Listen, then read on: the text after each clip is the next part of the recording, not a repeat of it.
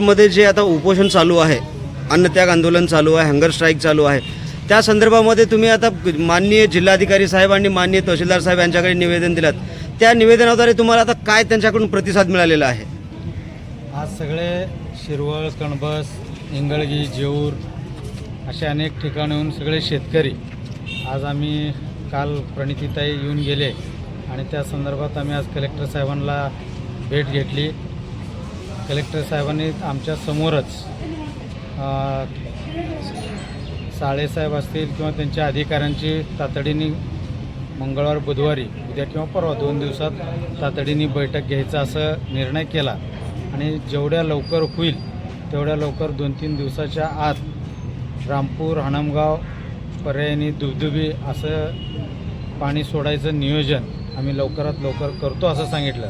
पण शेतकऱ्यांची सगळ्यांची विनंती होती की तिथं बिराजदार म्हणून आमच्यातले एक सहकारी गेल्या 8-9 दिवसापासून तिथं उपोषण करत आहेत. अमरण उपोषण त्यांनी त्या ठिकाणी चालू केलं होतं. मागच्या 23ला 31ला पत्र देऊन देखील प्रशासनाने कुणाचं त्या ठिकाणी वावर झालं नव्हतं.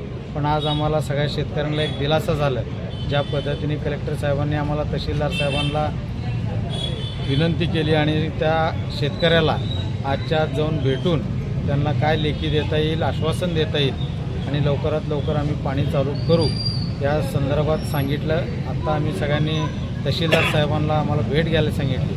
आम्ही आदरणीय जमदाडे साहेबांची या ठिकाणी तहसीलदार साहेबांची भेट घेतलो. साहेब पण 4-5 वाजता आज सोमवार असल्याकारणाने आज लगेच मी येतो. त्या ठिकाणी सगळेजण मिळून आपण त्या शेतकऱ्याचं उपोषण संपवून पाण्याचं कसं नियोजन करता येईल या दृष्टिकोनातून सर्व शेतकऱ्यांना समाधानपूर्वक प्रशासनाने वागणूक दिलेलं त्या ठिकाणी पाहत रहा. अशाच प्रकारच्या सडेतोड आणि रोकटोक बातम्यांसाठी महाराष्ट्राचा बुलंद आवाज NGTV Marathi news. Bureau chief Nizamshah Shaikh सोबत बंदगी. NGTV Marathi news Solapur.